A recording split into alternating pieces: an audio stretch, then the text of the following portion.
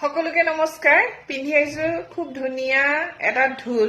আৰু ঢোলটোৰ সাইজটো দেখিছানে কিমান ডাঙৰ হয় আৰু চিলনিটো দিয়া হৈছে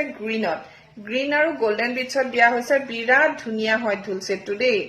আৰু মাল্টি কালাৰৰ নহয় একচুয়ালি গ্ৰীন আৰু ৰেড কালাৰ হয় সেইকাৰণে চিলনিটো গ্ৰীনত দিয়া হৈছে আৰু ইমান মৰম লগা হয় ঢোলটো মই ফুলিজোৰ দেখুৱাই দিছো ফুলিজোৰ এনেকৈ হ্যাঙ্গিংত আহিব দেই এইটো টাইপৰ হ্যাঙ্গিংত আহিব চাই লওক যদি হে ভাল লাগিছে ঢোল সেটটো তেতিয়া হলে লব পাৰিব এটা এভেইলেবল হৈছে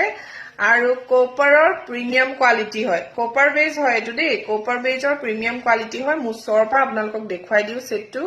আৰু সেটটো সব কিমান ডাঙৰ হয় ঢোলটো দেখিছেনে কিমান ডাঙৰ